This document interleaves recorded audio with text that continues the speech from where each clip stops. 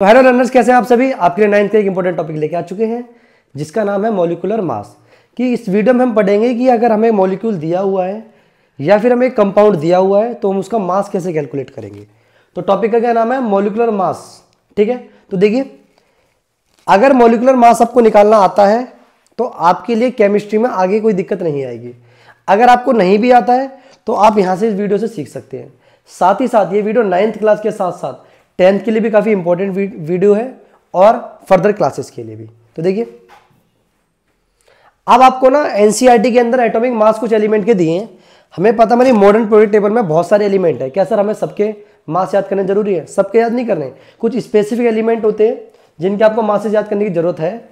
अगर कोई फर्दर अगर एलिमेंट आता है या ऐसा एलिमेंट आता है तो साथ में क्वेश्चन में आपको उसका मास एनसीईआरटी कंसीडर करती है। तो देखिए, क्वेश्चन में आपको लिखा जाएगा कि इसका मास इतना दिया हुआ है। बाकी ये कॉमन है जो ज्यादातर पूछे जाते हैं। तो पहला क्या है हमारा, देखो, हाइड्रोजन का मास कितना होता है? हाइड्रोजन का मास कितना होता है? 1। कार्बन का कितना होता है? 12। नाइट्रोजन कितना होता है? 14। तो सर हम एक चीज देख रहे हैं, वो कार्बन 6 पे आता है, उसका एटॉमिक नंबर 6 होता है, तो मास नंबर 12 है। क्या हमेशा मास नंबर डबल होता है? हमेशा नहीं होता, लगभग डबल के बराबर ही होता है। तो देखिए, कार्बन का 12 होता है, नाइट्रोजन का क्या होगा हमारा? 14, ऑक्सीजन का 16 होता है, सोडियम का 23, मैग्नीशियम का कितना होगा हमारा? 24, सल्फर का कितना होता है हमारा? सल्फर का होता है हमारा 32, क्लोरीन का 35.5। तो इसका डेसिमल में होता है, ध्यान रखना इसका। क्लोरीन का कैल्शियम में कितना होता है हमारे पास? 40, पोटेशियम में कितना होता है हमारे पास? 39 और जिंक का 65 होता है। अब इन्हीं एटॉमिक मासेस के बेस पे हम कुछ क्वेश्चन को सॉल्व करेंगे और हम देखेंगे कि कैलकुलेट कैसे करते हैं मोलर मास को या फिर मॉलिक्यूलर मास को। तो देखिए, अब कुछ क्वेश्चन दिए हुए हैं हमें, यहां पर कुछ क्वेश्चन दिए हुए हैं एनसीईआरटी, कुछ प्रैक्टिस क्वेश्चन दिए हुए हैं, इन्हीं को सॉल्व करते हैं।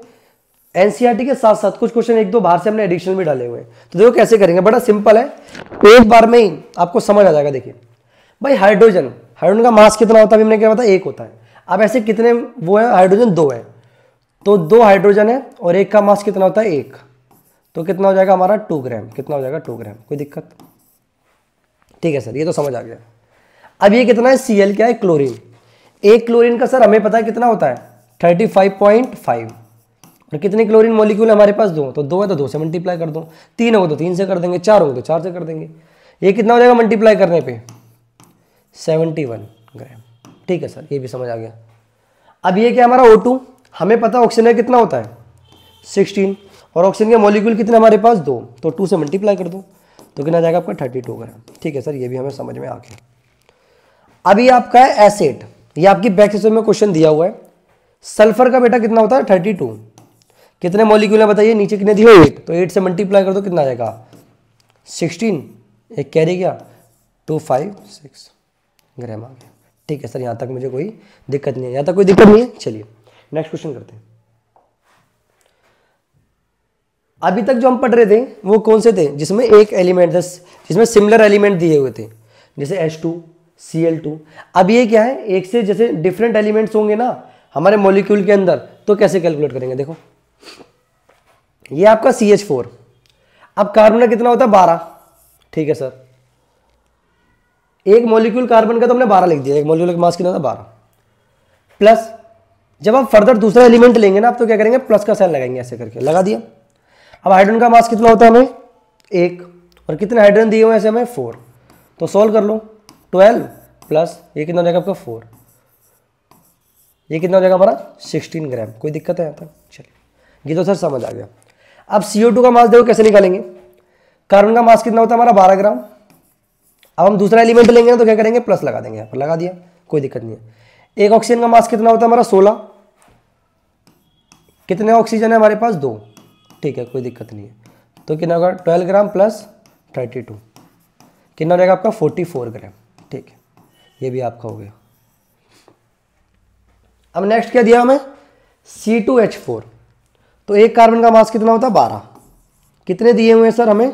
2। प्लस हाइड्रोजन एक का मास कितना होता है? 1 ग्राम। कितने दिए हुए हैं? 4। तो ये कितना हो जाएगा हमारा? 24 ग्राम, और ये कितना हो जाएगा हमारा? 4 ग्राम। तो कितना हो जाएगा हमारा? 28 ग्राम। इसका भी मास आ गया। अब ये हमें अमोनिया दिया हुआ है, नाइट्रोजन का मास कितना होता है 14 ग्राम, कितना होता है 14 ग्राम। अब नेक्स्ट एलिमेंट है तो क्या करेंगे हम प्लस लिखेंगे। एक हाइड्रोजन का मास कितना होता है 1 ग्राम, तो कितने दिए हुए हमें 3, तो 3 से मल्टीप्लाई कर दिया तो कितना आ जाएगा हमारा 14 ग्राम प्लस 3 ग्राम, आ गया हमारा 17 ग्राम। कोई दिक्कत है यहाँ तक? चलिए अब नेक्स्ट क्वेश्चन करते हैं। अब नेक्स्ट क्वेश्चन में क्या है, अभी आपको जैसे अभी तक हमने एक एलिमेंट का पढ़ा, फिर 2 का पढ़ा, अभी देखो बड़े बड़े मॉलिक्यूल इनका कैसे निकालेंगे, इनका भी वैसे ही करेंगे सिर्फ। तो एक कार्बन है तो भाई कार्बन का लिख लिया हमने 12 ग्राम प्लस हाइड्रोजन कितने हमारे पास 3, तो एक का होता है 1 ग्राम, ऐसे कितने हमारे पास 3, कोई दिक्कत नहीं है। फिर नेक्स्ट एलिमेंट आ गया, फिर क्या करेंगे दोबारा प्लस।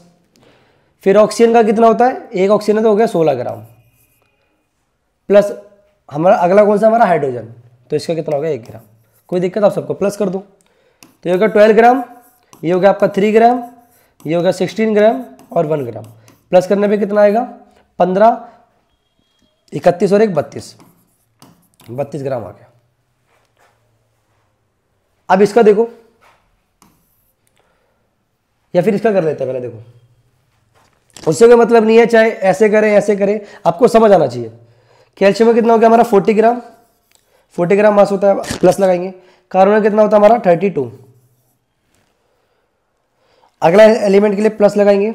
ऑक्सीजन का मास कितना होता है 16, और कितने ऑक्सीजन के एटम है 3, तो कितना हो जाएगा आपका ये 40 ग्राम प्लस 12 ग्राम प्लस कितना हो जाएगा 48, प्लस करो तो कितना आएगा हमारा 100 ग्राम, कितना आ गया 100 ग्राम।